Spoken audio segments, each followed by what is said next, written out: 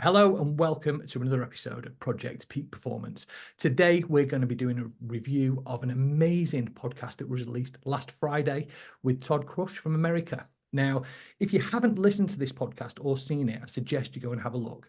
What this guy has gone through over the last 20, 30 years, suffering with PTSD, suffering with schizophrenia, and found his only way of coping with this via running. It's an amazing story. And today we're going to try and break down what we took away from it and what we thought was absolutely spectacular. So without further ado, I'm going to jump into the team and figure out, in fact, I'm going to go to you, Ian, first, because you were actually on this pod with me, and figure out what was it in the listening that you took away from it that you thought was inspiring? Yeah, I mean, inspiring, it obviously was a very inspirational story, but I found it intriguing, as you could probably tell, because I didn't let you have a word in for about 25 minutes, so apologies. But I find it fascinating as a runner myself, just hearing the story of what that physical sort of challenge, difficulty, movement has actually done mentally. It's moved from the body into the mind and effectively fixed him, in the way that he would describe it, from our point of view. So it was intriguing. I wanted to ask more questions. I almost wanted to have a fourth person, which would be a doctor next to us, to kind of really find out like what's going on here with movement, challenge, difficulty, and everything that he'd gone through with the schizophrenia. So yeah, I found it really intriguing. Still now kind of listen to the podcast back. And there's some gold in there from Todd as well, in how his outlook is now, and what he's been through and the way that he's now looking at things and the way he describes, he's got obviously that American kind of descriptive, kind of eccentric style, which was really nice to listen to actually. So yeah, I just found it very intriguing. And yeah, I think his story's amazing. I wish him all the best with his future kind of runs. And I think for people that haven't listened to it, go and check it out, because I think it would take a lot of motivational value from just getting up and actually sort of tackling things and learning different ways. And I guess the big bomb grenade question is, with that physical challenge that he took on and modern day medicine, is this kind of debate that we've had on different episodes of what is the most powerful thing. And in the world that we live in today, are people too quick to take a prescription when things could be dealt with physiologically ourselves? Really that was my big kind of thing that I took away from it. It was very, we've had Dimitri on and things like that, but it's very, very clear in the evidence that the medical prescriptions he'd been on didn't help him as much as the physical challenge of doing what he did. So yeah, that was my kind of nutshell takeaway, still with the questions up there for the guys to dive in and talk about. Rob, what about you as a fellow runner? The biggest thing I loved it is that, when people talk about facing your fears, like him talking about the story about this guy running around smashing windows and setting things alight, like you can't get big enough than facing your fear with that actually being visually in front of you whilst you're trying to run, knowing that it's not there, and then running until it stops. Yeah, like that was so powerful. Like I even put a post up today saying the physical act of just running is just getting out the door and actually putting that first 2 steps and getting beyond that 1K and getting your body moving. To have someone like him going through that ordeal and then achieving it and going, I just ran until that stops. Like, what an awesome experience. And that was like the pinnacle, because he said the next day was a day that, like, I realized that was the changing moment. And actually to be able to anchor that date and that time and when he did it, just goes to show how powerful that moment was for him. Yeah, I think he said he outran his demons. I think, yeah, or something very, very close to that. He outran it, which is dead interesting, really interesting. It's very poignant off the back of the previous podcast. Yeah, with Stephen, because he was saying about facing your fear, like just rolled straight into a great way of, actually, this is another way of proof of growth comes in turning around and facing your fear head on. Yeah, amazing, mate. James, what about yourself, dude? Yeah, I guess to some extent it connects with what's already been said, but I think one of the big things for me was this connection between mind and body. And I'm trying to put into words how I interpreted it, but his strength of mind, that transitional moment, that point at which he said, like, enough's enough, I want to make change, and running became that change. Now, I don't think I missed it because I've listened to it back a couple of times, but actually understanding what the true catalyst was for him to make that decision, and if I have missed it, then fill me in. What the true catalyst was, where the medication, enough was enough, and when he developed that mindset that was like, okay, I'm going to begin this, because his first run, he said himself, didn't he? His first run didn't really do a lot for him, but it was after a period of time. And I think, Ian, you touched on it, too many people move towards the prescription. It's very easy when you meet with a GP or your doctor, if you're in the US or whatever, for them to prescribe a pill to fix a problem. And more often than not, because of the short period of time a doctor has to actually diagnose, prescribe, and move on to the next one, it's no wonder that we then have this almost pandemic of people that are addicted to prescription pills rather than looking at the way in which they could fix themselves through physical endeavors and working on mindfulness and clearing the mind. And I just found it fascinating that he was able to. You've got many people out there that are like, oh, I just can't do it. Well, he's got every reason. He had every reason to say, I just can't do this. I can just rely on more and more prescription pills. I can go deeper into the rabbit hole of prescriptions. But he didn't do that. And that's the bit where I'm like, what was that catalyst? Yeah. I think he said on the run, Dave, I think when he was talking about the demons and what Rob was talking about, someone smashing up the cars and setting fire to things. Normally he would have turned around, gone home, gone in a dark room, played his bass, and that would have been it. He would have had enough. But on that day, he'd had enough of kind of turning back and just decided he was going to run as fast as he could, as hard as he could. And he just ran and ran and ran. Outran them. Until when he got home, that person wasn't there anymore. He'd had enough of kind of, it's almost like he worked through it, through the challenge of running and the mental challenge of those kind of demons that were there, and just went, no, enough is enough. We'll stop when they're gone, we won't hide away from it. And yeah, I was just listening to it thinking, wow, this is like super powerful. And I tried to relate it back to the lockdown runners that, I'm a formed lockdown runner. There's a load of them out there now that just got into lockdown and just needed to go out and run. And on holiday, I just come back from holiday, and I've noticed myself getting a bit antsy, like day 4, day 5, which is normally the day when you kind of sort of relax actually, and you kind of. But even the missus was said to me that morning, you're a bit snappy with the kids today, and I was like, strange, like I don't know why I'm being like that. And then the next day or that afternoon, I decided I saw these mountains in the distance, and I was like, I wonder how far they are. I looked on Google Maps, I thought, oh, that's runnable. Never been to them, no idea how to get there. And the next morning, got up at 6 o'clock before anyone woke up, and just ran towards the mountains with no idea of how far they were really or what way to go. Little bit dangerous, granted. Got up to the top of the mountain, came back. And that was it. That was all I'd needed. I just needed to get out, run and explore. And I was in the best mood ever for the next few days. So good that I went and did it again 3 days later. So it is amazing what things like that can do when you use them as a pill, It's a tool, It's a tool, isn't it? Use them as the medication. Yeah. It's so funny. Claire says to me, so she goes running pretty much every single day now, and she likes to run. She's figured out about 5K is where she's at with it as well. It's enough for her to what she calls depuff, right? So if Claire hasn't ran for a couple of days, she's a fucking nightmare, in all honesty, right? She's aggy, everything gets on top of her. And basically what's happening fundamentally underneath is she's walking around thinking that she's a piece of shit. Is ultimately where this ends. However, when she goes running in the morning, she's figured out that if I go for a run and I do 5K, it depuffs me for the rest of the day. And what that means is she's not huffing and puffing all day. Our life is so shit. Everything's dragging her down and everything's going like that. So it's so funny you say that, because Claire actually uses it. Now, she doesn't mind me saying this, and it's been said before on here, that she used to struggle a little bit with her mental health, and she was also on medication for it, and all of that has stopped ever since the running. Now, it's not as extreme as where Todd was, and to even go into schizophrenia, which is like really, really high up, your brain is pretty much caving in on itself. By the time schizophrenia comes in, it's saying, well, you're not capable of dealing with this, we're going to take over.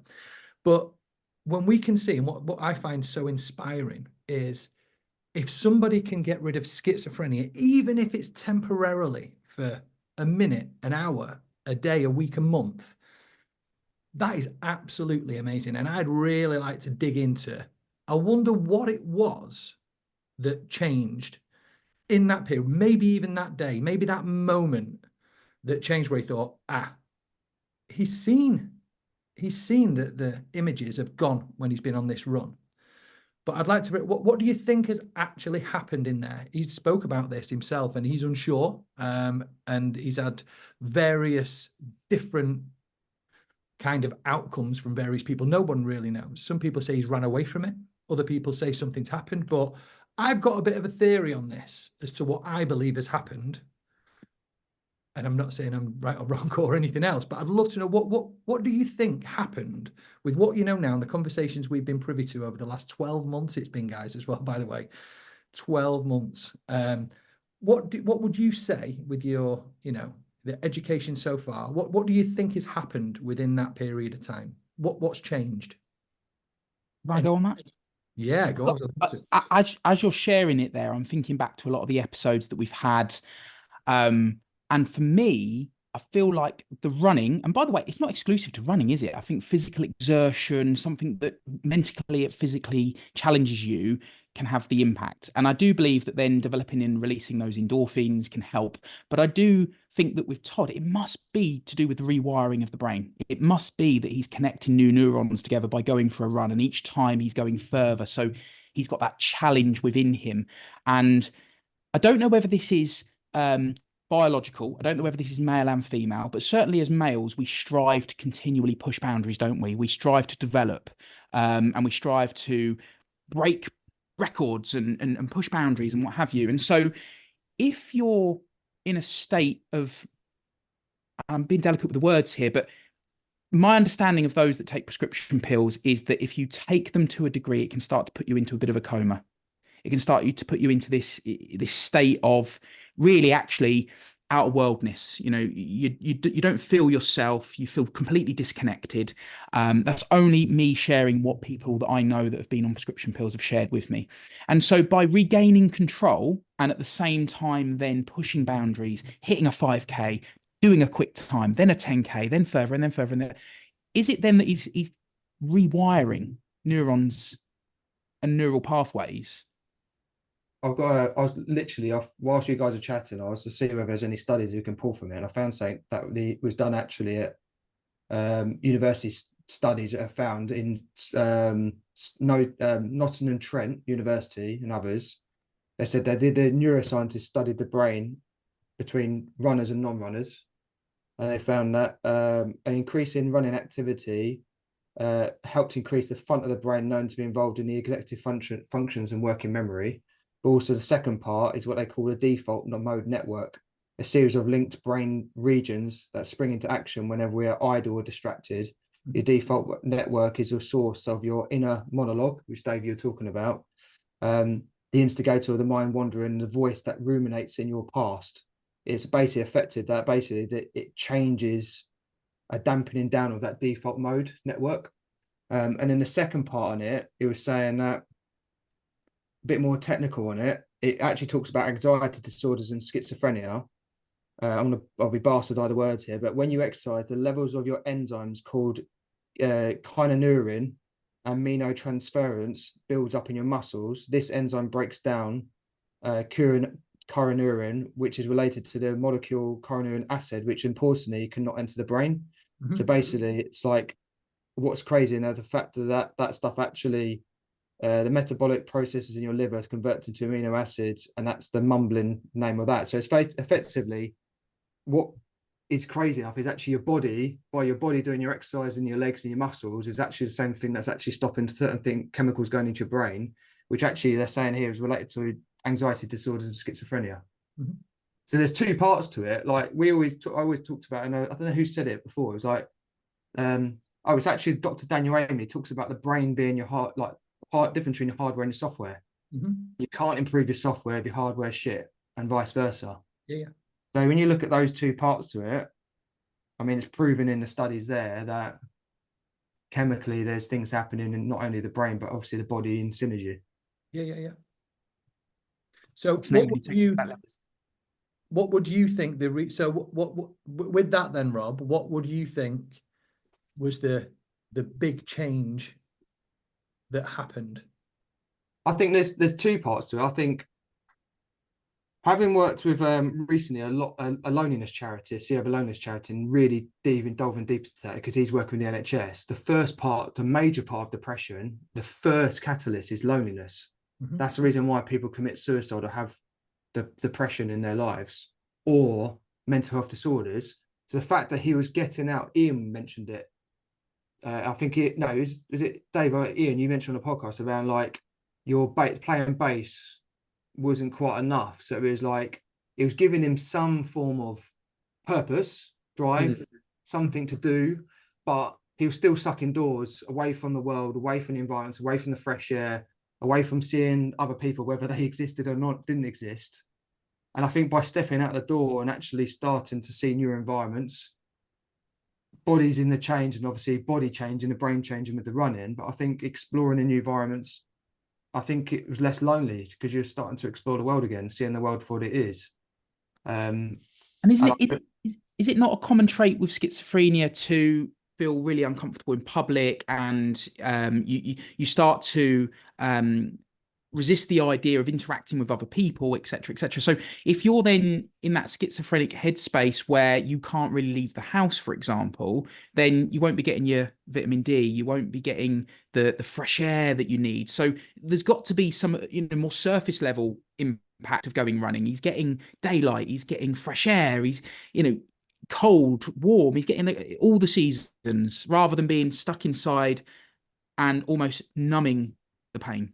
Yeah, I think that's a great point. It's what I was thinking as well, because I've always been a gym rat. I love going to the gym, but there's a big difference of going to the gym in the morning and going for a run outside in the morning. It's why I've never run on a treadmill. Even if I'm on holiday, I'll never run on a treadmill because it defeats the purpose of what the run is.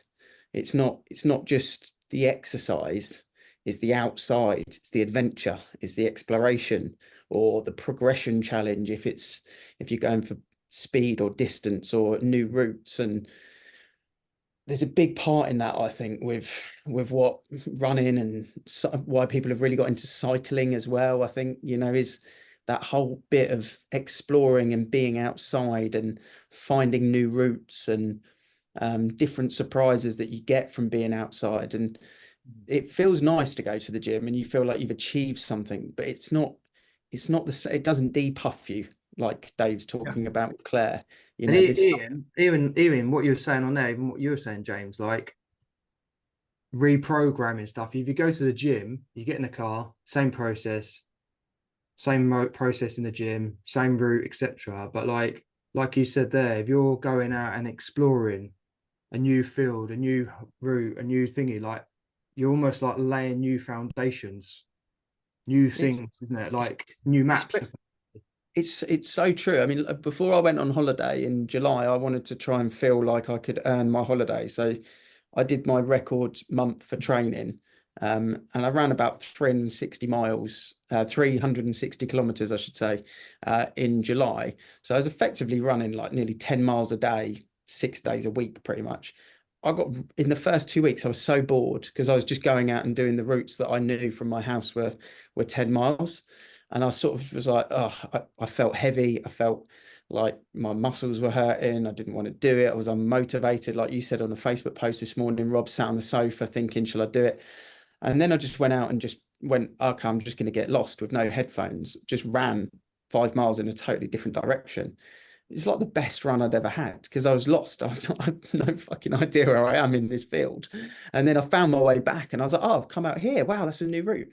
And then just carried on doing new routes. And it was like, there was part of the exploring that was the excitement that got the motivation back. And it's all of these little things. It's, whether it's running or walking or hiking, part of it, I think, is just, are we just meant to be like outside, like exploring a little bit and experiencing a little bit as well? I know this is different to happen with him, but just talking generally for the everyday man or woman, I think that's a big part of it as well. It's just getting outside, away from aircon, away from screens, and just kind of doing something. Really, I think that's a big part of it too. I think we've uncovered, I feel, in this review, 4 or 5 things that actually they make such a significant difference. And in isolation, people may look at them and go, okay, is that going to make a significant enough difference? But when you stack them one on top of the other, you habit stack them, all of a sudden I'm sitting there thinking, the reason I smiled when you were talking about getting lost is during lockdown, where I lived at the time, there were so many different routes that I could go on. And a bit like you, every morning I was going out and going for like an 8-mile walk or whatever. But 5 o'clock in the morning, going out and exploring. And I got to a point, a bit like you just said, where the route I was going, I'm like, getting a bit fed up with this. It's nice to be up around sunset, sunrise, and the cows and everything else around me. But I started to explore different routes, and it reignited that kind of desire to want to explore and find new places. And maybe that's a part of it as well. Maybe exploration is a major part that Todd uncovered through the process. Was he's opening his mind to new experiences. And again, that could be another little 1%er that made a significant difference to his headspace. I'm going to throw the cat amongst the pigeons here, boys. You what? I'm going to throw the cat amongst the pigeons here because I think it's something completely different. Not to say that I'm right or wrong again, but I've got a funny feeling that one thing changed on that run, and it was his belief system about who he was. Because if you're privy to the full story, which we didn't go into too much because there's a book and we're trying to sell the book and we didn't want to break down too much into that, but the story is he was left neglected as an orphan at a church when he was born. He got brought up by parents who weren't the best, kind of kept him like Harry Potter under the staircase and taught him a lot of things about the world which were untrue, to say the least, which has brought him up to have this belief system about himself that is probably not in line with a large portion of the world and how we live today. And I've got a real funny feeling, and I've actually asked this question, I'm waiting for him to come back to me, with regards to the belief systems of who he was. And I've got, my theory is that the belief system when he managed to run and that image in his head or in his mind's eye disappeared, that gave him possibility. And when we speak, again, going back to what Stephen said, we have possibility, we have opportunity. And when we see a possibility or an opportunity in what is normally a very, very dark place, that gives us motivation. And that is what is needed. So I think that you guys are all 100% right with regards to the ingredients that were added to the environment after the effect. But what was that thing? If you listen to Tony Robbins, he'll quite categorically tell you, you don't need 10 years worth of therapy. It can be 10 seconds. But we have to find that. It might take us 10 years to find that 10-second sentence. But it's that question that happens in that second that literally rewrites everything you think you know about the world, everything you think you know about yourself, and everything you think you know is possible. And if that changes for the better, your whole life opens up and changes. So I actually asked a question, and I will find out what the answer is. And my question was, who did you believe Todd was in 2022? What type of person was it? What could he achieve? And the same question again at 2024. What do you believe today about Todd? And I've not received this answer yet, so I'm jumping the gun a little bit. But based on the conversations we had previous to this and the podcast and everything else, I've got a funny feeling that this belief system changed within that moment. And that was the catalyst that got him moving. And we say, when we go on the new runs, curiosity is open-minded. But to go for a new run, there needs to be a level of confidence before you can even take that step. And this is what we're trying to talk about. What is it that's stopping people doing great things? Todd could always run. We never decided to until that day. I don't run, even though I physically can. But what is it? And I believe it's all around belief. So sorry, guys, to throw the spanner. I don't think it challenges the opinions. I think what it does is just complement all of what we've shared is the ingredients that then go into the bigger picture of that self-belief. I think it all connects. When you look at I mentioned, I think before, Claire Lydiard from our previous guest, she works with a massive amount of she works with real complex behavioural children as a plan. So I've always gone on walks with her, and she goes to different events and things. And she talked to me a while ago about trauma reprogramming. Mm-hmm. And how actually a part of the trauma reprogramming process is not only going back and remapping it to understand your trauma and going through that process, but she said actually in the brain it actually rechanges the actual roots pathways actually in your brain and how it works. So basically it studies on, it was almost like this is a conjunction. When you break through that bit, it almost opens up the new, a bit like we're saying, explores new routes, and then you lay a new route. And then she said at the end of it, effectively, there's a connectivity. It's the same part of neuroplasticity in stroke patients. So I've seen it with my mum loads. Like there's a reconnection of some sort. And like you said, that's not only a chemical in our brain, but then that rewires the whole new belief system in that capacity. Yeah. I categorically say a couple of years ago, I did a process with my partner, Kel. She went through a process. I hadn't even met her. She went through this process online. We were virtually chatting on WhatsApp, etc. And there was a bit that she walked through and we discussed a limiting belief I had about myself. And she went through this series of questions. At the end of it, it was like that and it switched. And since then, my whole belief system's changed about it. But I was blinded to that bit until I explored it. Yes. And I think there's a two-part to it. I think Ian would probably say this. When you go on your longer runs, the longer the run you go on, the longer you have in your head to discuss some of the stuff that's going on and why you feel this way and who you are and what you're going to do and the challenges you take place. And like you said, you don't get out on the treadmill. You only get that when you're out running because you've got new hills, new routes. Correct. And I think that coincide with not only reprogramming inside the brain, but also how you speak to yourself and what you say about yourself. 100%, mate. No, I agree. And I would argue that the longer the run, the better it is for you. For the secondary reason, not that you're getting all of the fresh air, the vitamin D, the adrenaline, all of these lovely enzymes in your body. But let's face it, the longer you run, the more badass you are, mate. And the more badass you are, the stronger you are in comparison to who you believed you were before you did the run. Yeah. So if you do a mile, yeah, I'm all right, I've done a mile, that's amazing. You do 5 miles, you're going to feel like a dog with 2 dicks. You do a marathon, oh my God, mate, you've got the world ahead of you. But to go from a belief that you can't get off the couch and then do a marathon and if we could take a screenshot of what's in the brain, unfortunately we can't, that'd be amazing. I would actually want to, Ian, you're a big good person at this. So that a belief that who you were 2020, when was it you did the marathon, London Marathon? 2021, I think. Yeah. 21, yeah. And you're in 2024 and you're now you're now smashing hundreds, over 100, yeah. What's changed in your perception on the world in the last 3 years about how you see yourself? Being honest with you, the same process is there. It's you build the blocks, you build more blocks of confidence, you build more blocks of being able to, like you say, believe in things. And I think we have to be careful in this review because we're talking in part about someone who's schizophrenic with PTSD, and then we're talking about the average human. So I think it's kind of making sure that we distinguish between the two. I'm talking the average human here, building those belief blocks of whether it's a 5K, whether it's a 30-minute 5K to a 25-minute 5K to a 20-minute 5K to, watching Olympians do 13-minute 5Ks, whatever the belief block is for you, you build them, but nothing changes in the intrigue. Like at the moment, I am 4.5 weeks away from running a 24-hour race, and I'm scared to run that race because I've got a new challenge, something new that I've never done that I want to do in that race. It's a new race. It's a new course. I know I can run a 24-hour race, but I want to achieve something different in that race. So the belief is the same is I'm confident in my ability, but I don't know if I can do it.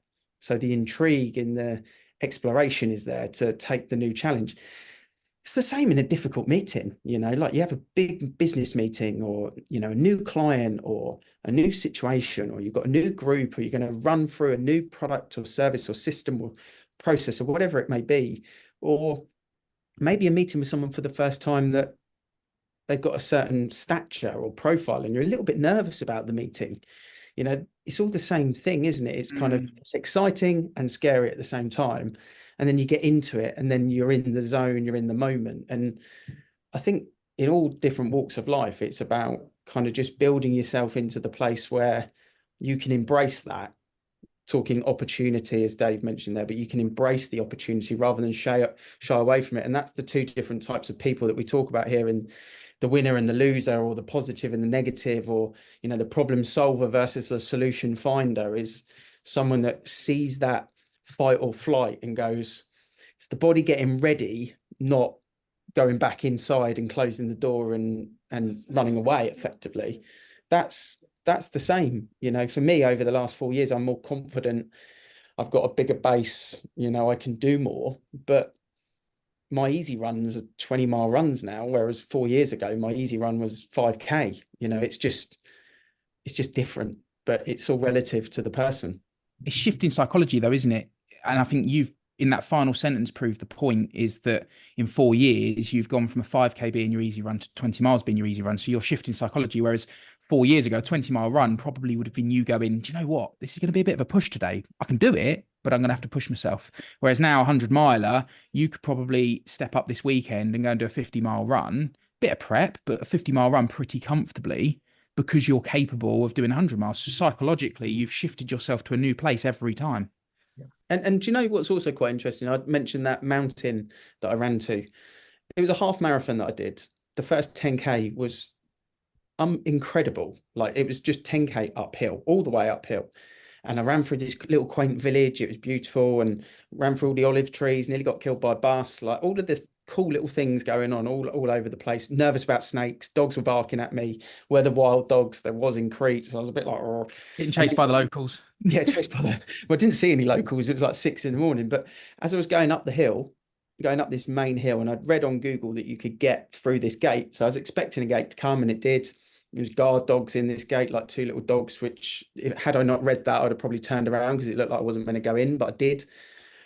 Went in, goats everywhere, blah, blah, blah. Like, it was so exciting. I was smiling. It was the hardest, like, 10K I've ever done, just straight uphill, 2,000 foot worth of elevation.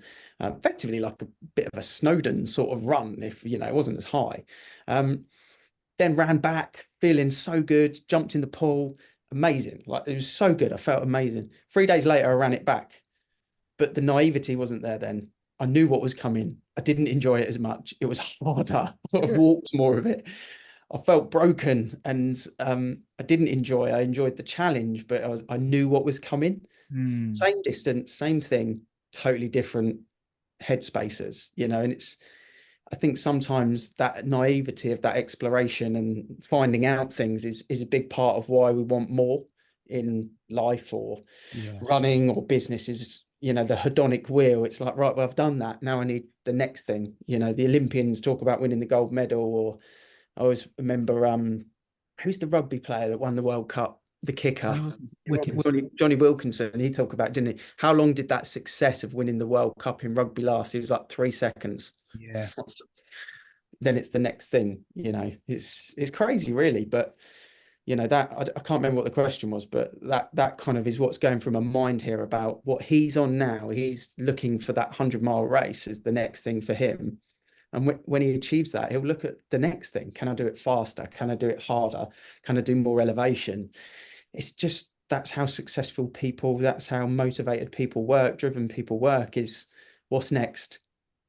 Do you know, I'd be intrigued to get, and maybe it might be another visit for Stephen. You know, we've had a lot of positive feedback, but maybe him or another doctor on for a separate topic around addiction. And, you know, is it possible that people become addicted to the illness? So the illness starts to take them over more so because they're addicted to how they feel, how people around them then connect with them. I don't know. There's just a part of me, the more you're talking in, like, we're addicted to potentially new exploration and new ideas and exploring new territory and what have you. So there is an addictive part to that. Maybe it's the wrong word, addiction. I know what it is, James. I think we are what we tell ourselves what we are. Yeah. That's what Stephen said that on the podcast, didn't he? Did he? Yeah, I haven't listened to the second part of that yet. We are the stories that we tell ourselves. Yeah, 100%. I see it at the moment with little things like at school. I'm still terrible at spelling, terrible at English, but I'm phenomenal at maths. And my 8-year-old over the last 2 years, she's been the same. She's not great with her handwriting. She's not great. And because I told her it was okay, and that's what I was like, the story now in her head is, well, Daddy's great at maths and not very good at spelling, and I hate English and I like maths. So she's now created this, and I'm like, oh fuck, I've screwed this right up because I tried to make it relatable, and now she thinks this. She's 8. But it just shows, doesn't it, the imprint that we've got. Like I said to Rob, when he started training for his first ultra, how much I love the fact that he's like, I'm an ultra runner. It's the first thing that I tell everyone if they want to get into running, is you have to tell yourself you're a runner. But those stories we tell ourselves, and in the same way, like we landed on Saturday night, my missus is a terrible flyer. She tells herself she's a terrible flyer. She gets motion sickness, and I see her on the flight changing, and it's, if I tell her it's psychological, she'll shoot me down.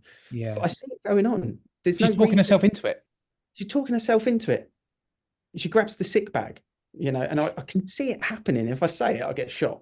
It's fascinating though, isn't it? It's fascinating when you think about that, and the stories we tell ourselves are the reality that we then live out. And some people would listen to what we're saying, even though we're delivering it in quite a structured way, like a really digestible way. They'll listen to it and go, oh, that's just woo-woo. That's bullshit.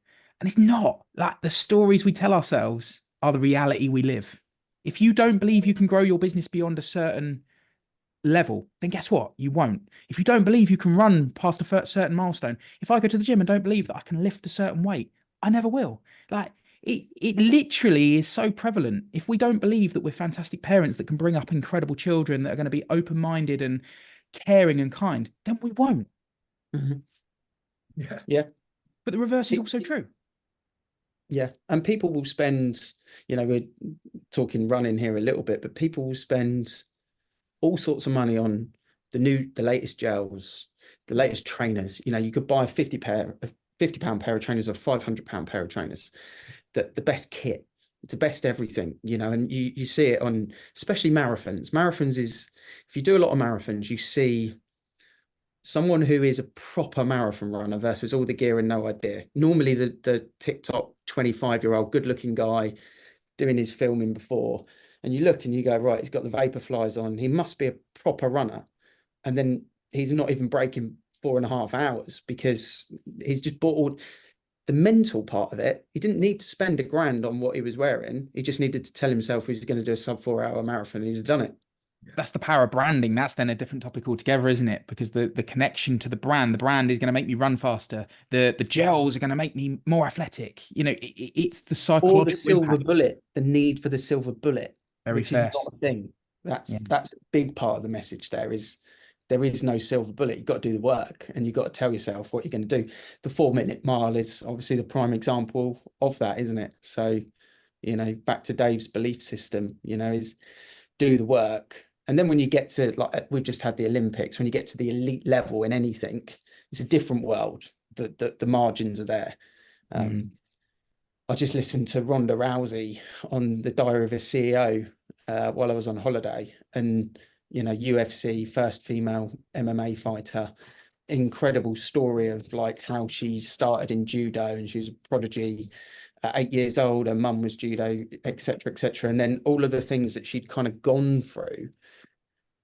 That is, again, the belief system part of those margins. And now she's biologically and physically, she's trying to have children, and she's unable to naturally have children because of what she'd done physically to her body in her earlier years. Now she's got to there. So it goes back to the energy, doesn't it? You've got to take and give a little bit in certain places. But yeah, that elite level is different. But for the average person, for the 80% in the middle, who we're typically talking to, the mind is ultimately the most powerful weapon, I think, on these sort of things. I think it's the same answer. I think it is the same answer. It's belief system. It's just they really know it's belief system and put 80% of their time into believing it and 20% into the training. Whereas everybody else is like, well, I don't really believe it. I'm going to make sure this does it. The gels do it. The better trainers do. It's not me that's running. It's all these golden bits that I'm going to stack to myself that's going to make me do it.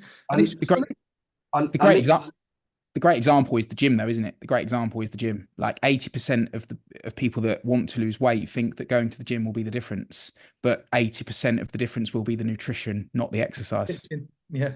And it's the same principle. I was only actually having a message with someone this morning. They're about to do a 50 miler, and he literally said, "I'm a bit nervous about doing it." And he said, and all I put back was, the only way you see if you're fit enough to do it is actually do the run. Let's find out. Like whether you're fit or not before the run, go and do the 50 miler and see whether you're fit enough for it. And that's the only way you can do your research. Before that, it's just up in your head. Yeah, Love it. yeah, Love it. I mean, to do the 100-mile that Todd is doing. The funny thing with any race, really, but specifically that, to find out if you can run 100 miles, you've got to run 80. You have to, because you can run 80. You can get, people will do the training. But what happens in the last 20% of the race is where it comes in. And it's the same thing for a sub 4-hour marathon, you know, for the average marathon runner that wants to run a sub 4-hour marathon. You have to do the 20 miles to find out what you can do in the last 10K, because that's when the body will start to fall apart. And that's I think a big part of what can be said for a lot of different things, like I say, whether it's business meetings or difficult conversations with children. You have to feel a bit nervous, you have to feel a bit excited and worried about these things, because if you're living your life and you're not getting that excitement and that nervous and that little bit of shakiness, then you're not pushing yourself, you're not living the life that you could capably live, because you're in your hamster wheel, you know. And I think, you know, going back to that run with Todd that he mentioned, I think he just had enough. He just had enough of being in that zone, in that space, and just went, no, today I'm not turning back. I'm just going to fight. And I think he said running became his sword. You know, that's quite a powerful way of putting it. You know, he basically became, you know, if you want to visualize it, he said before it was his shield. He put the shield to one side and he started attacking rather than defending. And I think in any walk of life, any different people's sort of battles they're fighting, sometimes that is it. It's not the man up that we spoke about before. This is about tackling it head on. And only you can do that, you know, only you can do that. I think that's what he experienced in that moment. I think he went, no more defending, no more running away. We're going to take it on. And he did, and it's worked. And he found running did that for him, which is probably the vehicle that got him there. But he was the pilot, he was the driver, he was the one who decided to do it ultimately, I think. And that's, well, hopefully people can take away from this. And if you haven't listened to it, I'd suggest that you get over, have a watch, have a listen to it. It's a fantastic story, really inspirational. And like I say, for somebody to you know, effectively cure their schizophrenia via running, we had to get the guy on. He's been on, he's told his story. Have a listen, guys. I'm sure you're going to love it. Well, until next time, that's it. Thanks a lot, and I'll see you soon.